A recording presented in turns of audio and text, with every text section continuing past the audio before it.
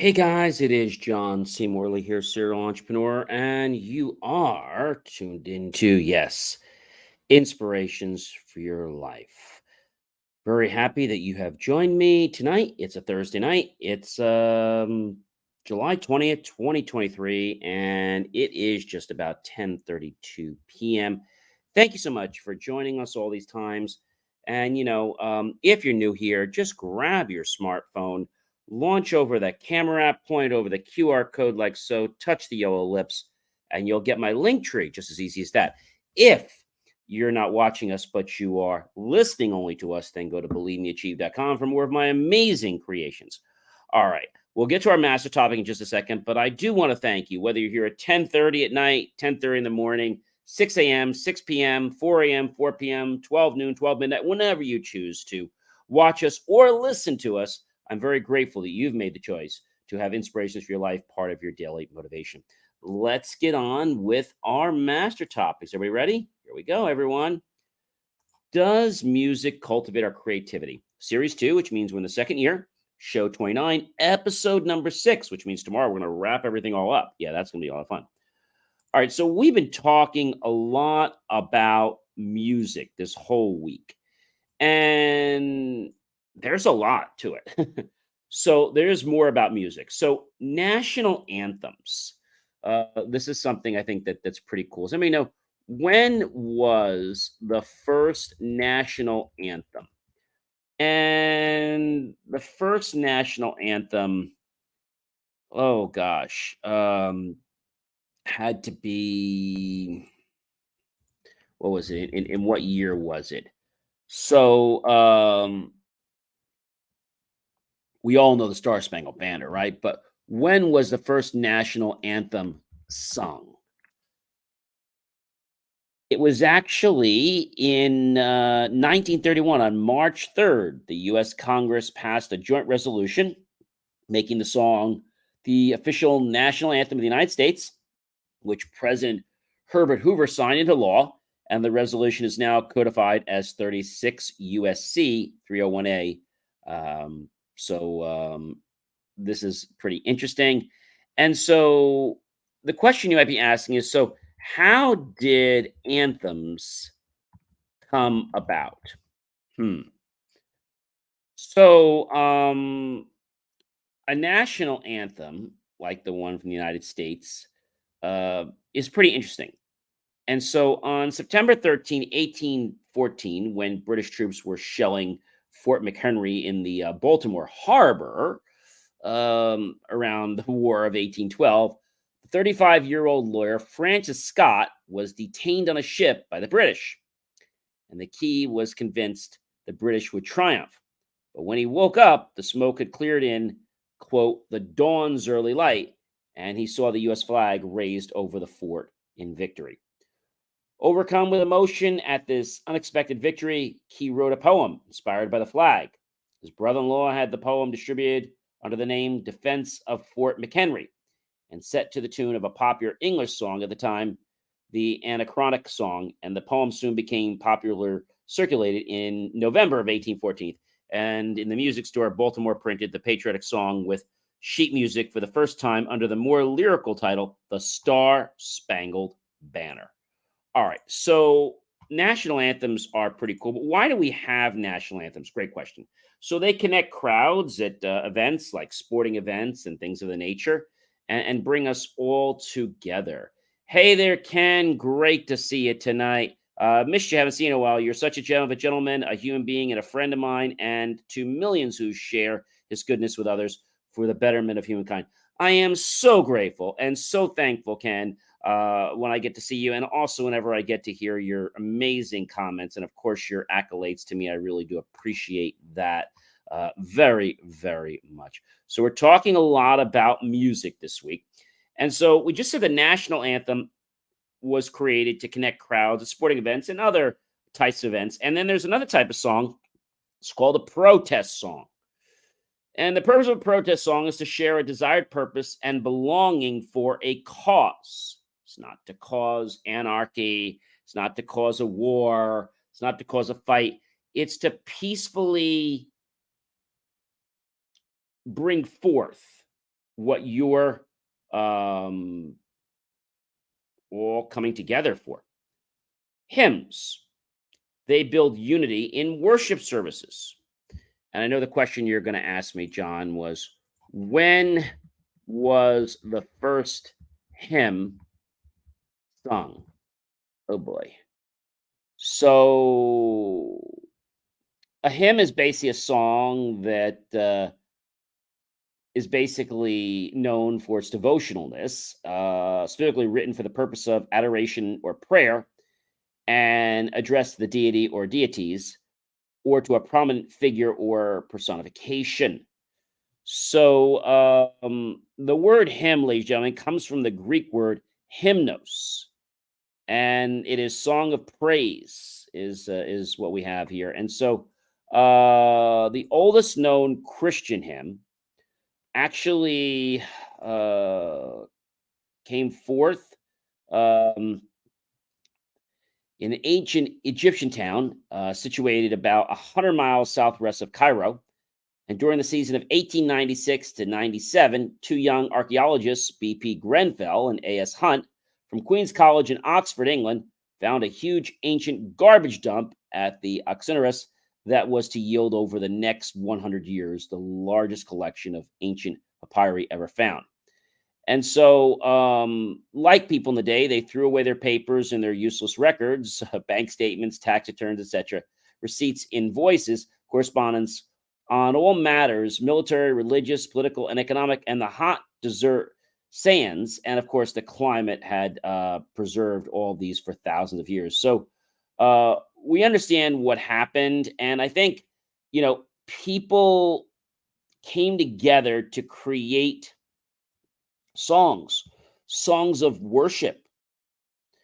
And one of the discoveries in 1918, published in the 1922, is what was considered the oldest known Christian hymn, Papyrus, from 1786, now in the papyrology rooms of the Sackler Library in Oxford.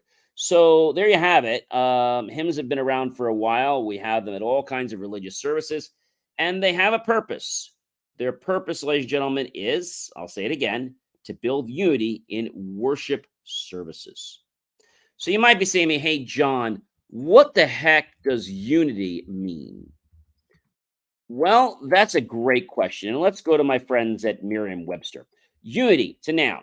It's the quality or state of not being multiple, oneness, a definite amount taken as one or for which one is made to stand in calculation, a condition of harmony, continuity without deviation or change, and the quality or state of being made one unification. So there's a lot of others, but those are the most important ones that I want to share with you.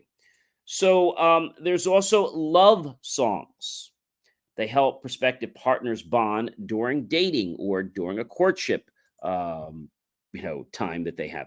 So when was the first love song sang? I know you're probably going to ask me that. And so the first love song, oh boy, this goes back, many, many, many years ago. And I think it's Wild as the Wind by Johnny Mathis in 1957. And again, popular romantic songs are around to create that space that people want to know about. And we've already said that music is so popular in our lives, right? So if music is so popular and there's a music for any type of thing that's out there, as well as any type of emotion that we want to feel, there's songs for that. There's music for that, right? All right. So let's talk about another type of song, ladies and gentlemen, and that is a lullaby.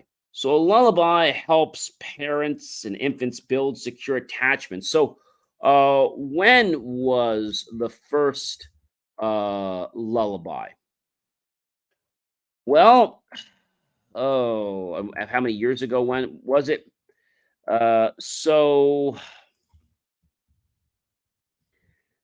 this was a long while back. And the origins of classic nursery rhymes and lullabies, I'm sure you guys know, have been around for a while. Now, most people's experience with poetry comes in the form of nursery rhymes, lullabies, counting games, riddles, rhyme fables, and lots of other rhythmic and mnemonic and allegorical uses of language in poems sung or recited by parents. In 1639, Jack Sprat wasn't a person, but a type of a 16th century English nickname for men of short stature.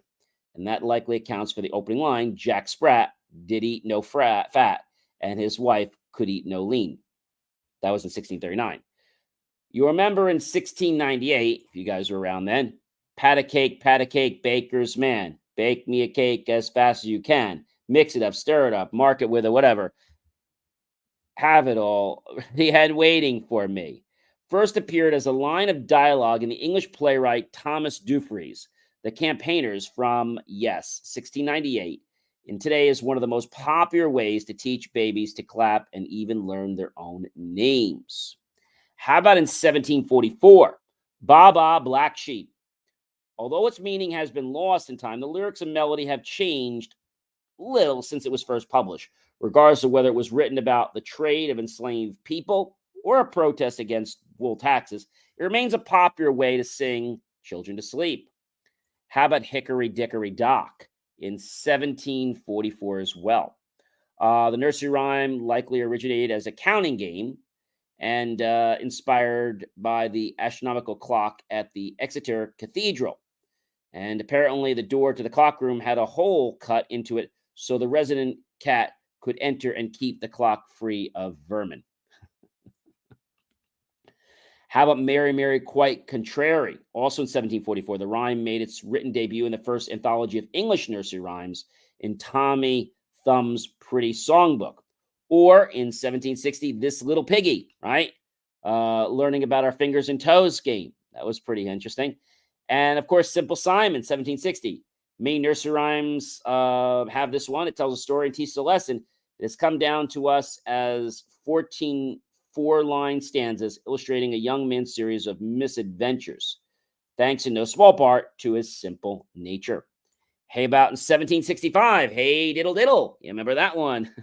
Another nursery rhyme, although a cat playing a fiddle was a popular image in early medieval times. In 1765, Jack and Jill, they went up the hill. They went to get some water.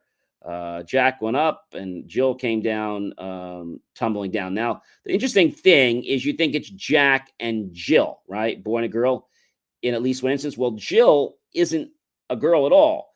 In John Newberry's book, Mother Goose Melodies, the woodcut illustration shows a Jack and a Jill, two boys making their way up a hill in what has become one of the most popular nonsense verses of all time. Little Jack Horner in 1765. How about in 1765 again, Rockabye Baby? Humpty Dumpty, who or what this personified egg is meant to represent historically or allegorically, has long been a topic of debate. The popular character portrayed by the American actor George Fox in 1825 to 1877 in the first appearance as an egg was in Lewis Carroll's Through the Looking Glass. In 1805, Little Miss Muffet, right? A Curzon Way. In 1805, 1, 2, Buckle My Shoe, right? Learn how to buckle our shoes or tie them. How about in a little bit after that, Hush Little Baby or the Mockingbird song, right? Don't You Cry. Twinkle Twinkle Little Star in 1806. We've got Little Bo Peep in 1810. A little bit about a peekaboo type children's game. How about in 1830, Mary Had a Little Lamb? Then in 1906, This Old Man, 10 stanzas counting verses, although Anne Gilchrist, collector of British songs mentioned in her 1937 book, Journal of the English Folk Dance and Song Society, the version was taught to her by her Welsh nurse. And we all remember, of course, in 1910, the Itsy Bitsy Spider, used to teach finger dexterity to toddlers. And the song is American in origin and thought to have been published in 1910 book Camp and Camino in Lower California. So I hope you guys can understand that music is more than just something we listen to. It's something that teaches us in many ways. Hey, ladies and gentlemen, you know who I am by now? Yes, I'm John C. Morley, serial entrepreneur. It has been, what, ladies and gentlemen? It has been a privilege. It has been a pleasure. It has been an honor to be with you this fantastic evening. I hope you will like, love, and support the channel. Definitely comment below. Tag your friends, colleagues, and associates. Share this out with everyone you know on social media. And then, ladies and gentlemen, be sure to click on the PayPal link and make the choice to buy my team and I a cup of coffee, a bowl of fruit, or perhaps a yummy, delicious, savory dessert plate. Either way, we're going to be grateful. Those pennies and dollars you invest into us, we'll put it into new hardware, new technology, new equipment, new software, even new facilities to give you the most jaw dropping, motivational content ever. And I am so grateful for you guys, ladies and gentlemen, joining me every single night here because, I really enjoy sharing this information with you guys. Check out believemeachieve.com. There's so much great information there. And we're going to wrap this all up on Friday. That's going to be a doozy. Talking about music. Whoever knew that music had so much power and is such really a miracle? Have yourself an amazing night, everyone. And you know what? I'm going to see you guys tomorrow. So have a great one, and we'll talk to you soon. Be well.